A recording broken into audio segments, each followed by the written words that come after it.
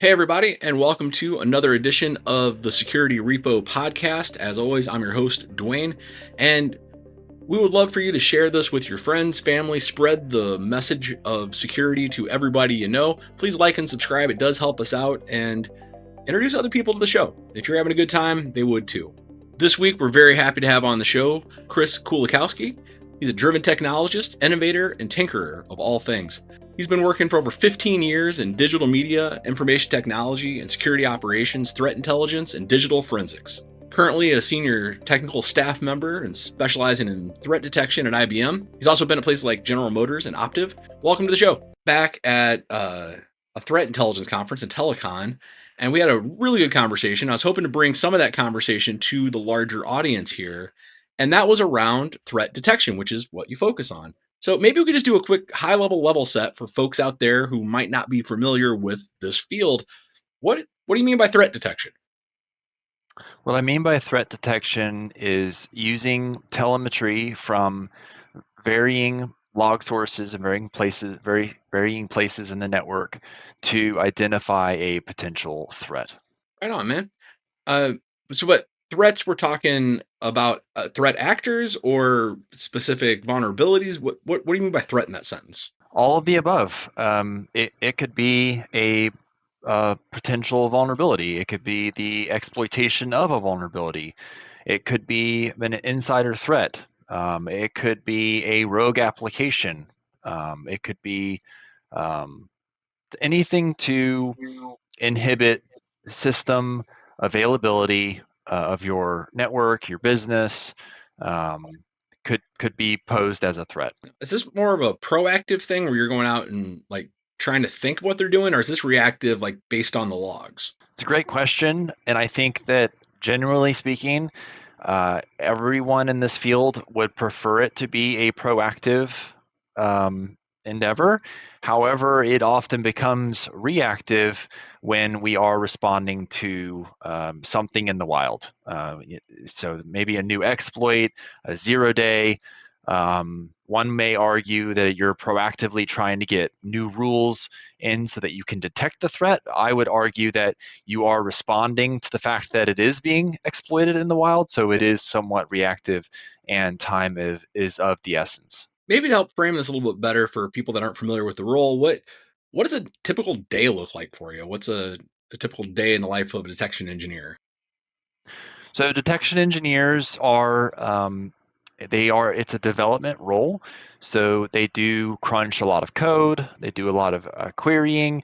We do a lot of data analysis. And a typical day in the life would be analyzing your backlog, prioritizing your backlog to determine what is affecting us with the most impact or most risk to the environment, and develop detections for those potential threats, those risks that you're trying to identify. The development process is usually entailing querying telemetry that you have in the environment, coming up with conditions or rule logic that you would use to identify this potential threat, and then putting that code that you come up with or the condition into a production state so that a security team or a security operations center can monitor the alerts that generate uh, from that code or from that detection logic.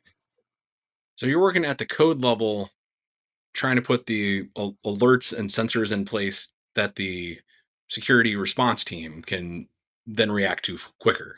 Exactly. The security responders are essentially downstream from the detection engineers who are writing these. So they are the customer. We constantly try and engage with them to get feedback. Are the detections effective? Are they bringing in too much noise? Are we missing things? So there is a constant feedback loop necessary to make sure that the detection content is staying true to its word or effective. It seems like such a wide amount of possible threats out there. I can only imagine the backlog for what you're trying to cover must be massive. How do you prioritize like what to go after next? It is a significant challenge prioritizing the backlog. Some things that we consider is What is the impact associated with the threat? If it's significant, if it could compromise our entire company or bring financial damage to the company, or it could even cause harm to lives, then obviously that's going to be something higher risk, and we would prioritize it higher than other things. Some other ways we prioritize is the amount of work that goes into a detection. Something that may be very easy to get out the door into production, but brings a lot of value add, we're going to prioritize that because it can get done very quickly and it's going to bring a lot of value back to the organization. So we would prioritize that high. Um, and another thing that we may use to prioritize is just the resources we have available. If something's going to require multiple teams, we're going to have to go to different areas of the company because we need a new log source. We have to get an additional data source shipped to us to solve this use case. Then maybe that's going to be something lower in the priority just because there's going to be more effort involved, more resources involved to bring that use case to life. Now, you brought up an interesting word there, and that's value. Uh, that's something I'm always curious.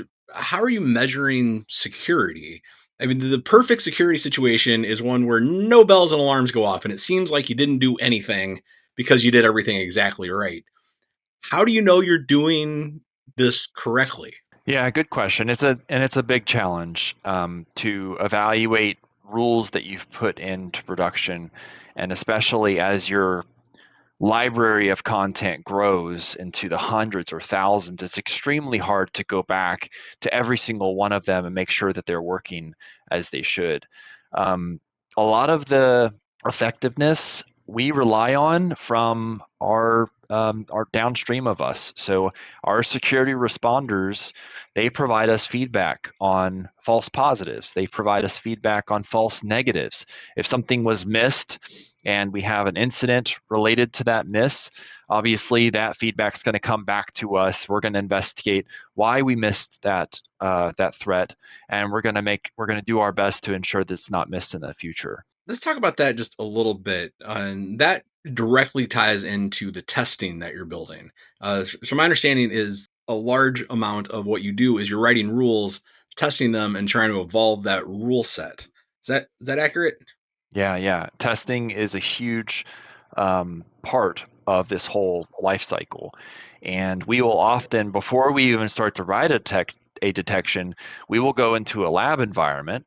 We will simulate the threat or the attack and just see what telemetry is generated from the threat. A lot of threat intelligence articles don't they go into very specifics, maybe some forensic details that come off of it, but they're not giving you telemetry that may be specific towards your tooling, to your vendor. And so we do rely on doing tests so that we can generate the telemetry needed for us to write the detections. And we can also use testing in the lab to verify that the detections work as expected. So once we have a potential beta rule, we can evaluate whether or not it works by going back into the lab, rerunning that attack simulation, and verifying that our rule worked as expected. Yeah, I'm curious to how does the red team play into this? Are you working hand in hand with them for them to come attack this in lab, or are they testing it in the wild? They're testing the actual production. We do often engage with red teamers, and it's a collaborative effort, and it does make things very fun. You have blue team, red team. We're basically doing a purple team exercise because we're working hand in hand. But essentially, we have a list of the tests we want to perform. We have a scope, and it's very specific to what we're trying to achieve. And the pen testers will go and attack the application or the environment.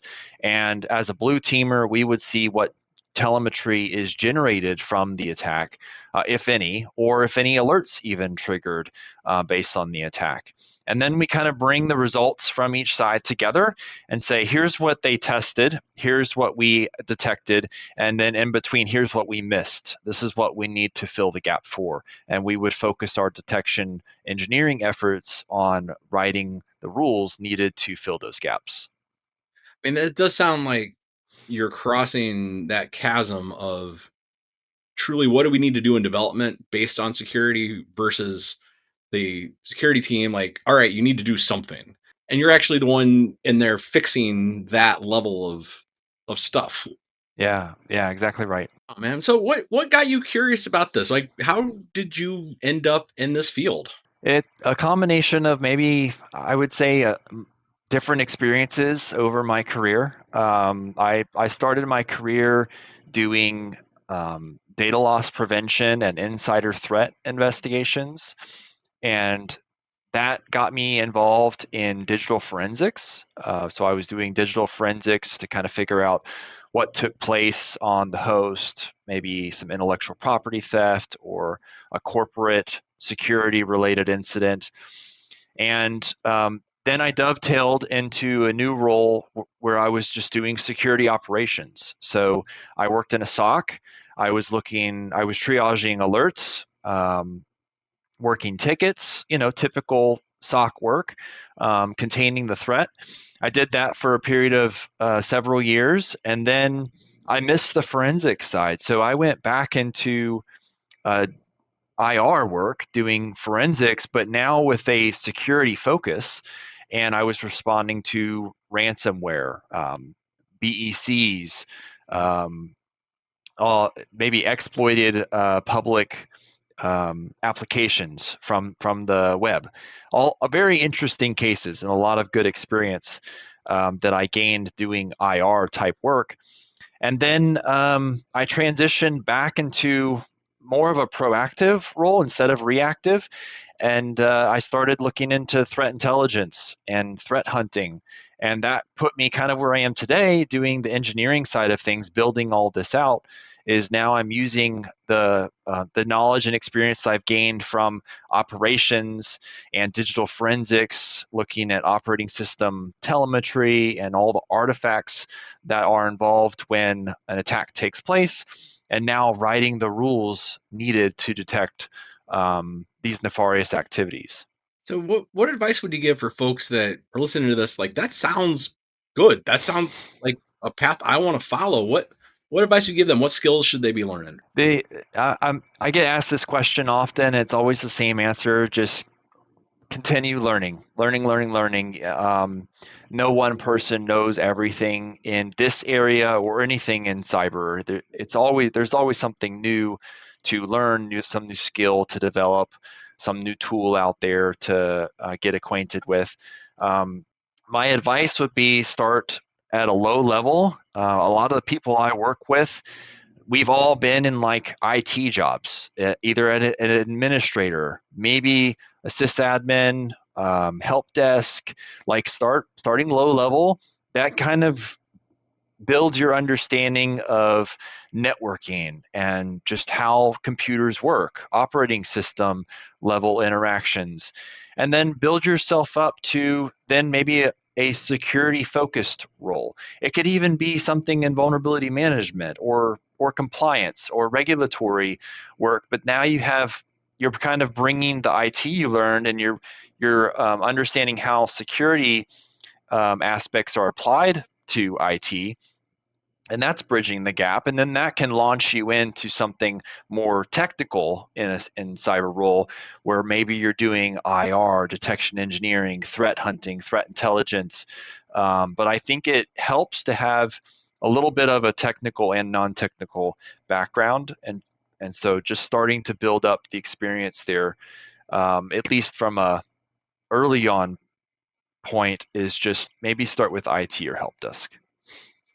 The one thing we have discovered on this show is that there's no real traditional background when it comes to any of these security paths. Like everybody comes from a different walk, and the more varied it is, seems to be the more successful people. People that have had those other roles that understand networking deeply and profoundly before they step foot in the security world. Uh, it's 2025, so I do need to ask AI. Have you seen LLMs play any kind of significant role in improving your process throughout this role? Yeah, it's getting there. I wouldn't say that it's anything that I would phrase as mind blowing yet, but they are certainly helping SOC analysts summarize alerts, and they're helping summarize threat intelligence articles. They are definitely helping to um, realize whether or not a threat may apply to your organization if you've trained the model to know exactly what your tech stack is, for example. So I definitely say it's coming. There isn't anything mind blowing just yet. And as for myself and my organization, we're certainly trying to leverage AI to make us more effective and make our response more accurate for like security responders. I think that's the way a lot of people are. It's getting there and it's helpful. And I think that's where it's going to be for the next foreseeable future. It's helpful if you know how to use it and you're using it right. It's not a magic box that just does this for you. And I don't need to dwell on that. Let's move on to the final segment of the show, and that is our rapid fire get to know you questions. Always ask the same four questions to all of our guests. And we'll start with your favorite security command line tool. If I had to choose one, I don't, perhaps Nmap. It's just useful to see how a host is exposed potentially. And you have been involved in the hiring process through multiple places in your career. When you're interviewing people for security positions, do you have a go to question? I don't think there's one go-to question. I like to tailor my interviews towards the candidate's experience. So I just drill them on their resume. If they list a tool on there, and I happen to be familiar with it or somewhat familiar with the tool, I want to ask a question that will demonstrate their knowledge of the tool. All right. Best security advice, worst security advice. We always start with the best. What's the best security advice that you can give us or that you've heard out there? Best security advice, I think, is comes down to like one word, optimism or being optimistic. I think that in this field, you have to be open to adapting and change and be willing to bring in new technologies, establish a new process. Maybe the way that you've done something for many, many years is not the best way it can be done. So just being open-minded and willing to adapt and evolve with this field, I think is the best advice I can give. And what's the worst security advice? Worst advice, maybe nothing too specific, but I think that maybe the opposite of the answer I just gave you, maybe being too narrow-minded. I think when I see someone so set in their ways or they answer very confidently um, a direction on something, but they're not really being too um, willing to look outside the box, I guess. So not a great answer. I don't know if I've recognized any terrible security advice. I just maybe it brushed over my shoulder and I just didn't even think about it. No, I think that's a really good example. I mean, let's never forget Grace Hopper said that we've always done it this way is the most dangerous phrase in the language. Like if you're very focused on this is the way we've always Yeah. done it, then you're not learning, then you're not improving. Well, thanks for being here. Thanks for talking us through the threat detection, man. I really learned some things today myself. Anything you want to get off your chest here at the end to our audience? Anything you feel needs said to the security community? Anything you want to plug? Floor is yours. Just keep at it. This industry is extremely challenging. A lot of us are overworked, but um, we have a very important mission. So just continue, like I said, continue learning and keep keep chugging forward on the mission. And I feel like we're actually making headway. There was some interesting statistics recently that actually showed ransomware payouts have gone down. So I think that goes to show that the blue teamers and the industry, all the vendors, the technology we're coming up with, it's actually improving the state of security across the world. So it's looking promising. That is a good note to go out on, man. Optimism, because we don't Yeah. believe that tomorrow can be better than today, then what are we doing? We got to make it better. But we're working Yep. for it. Yep. Well, thanks for being here. It's been great having you. And thanks for all the work you do out in the world. So thank you very much. Thank you. Enjoyed it.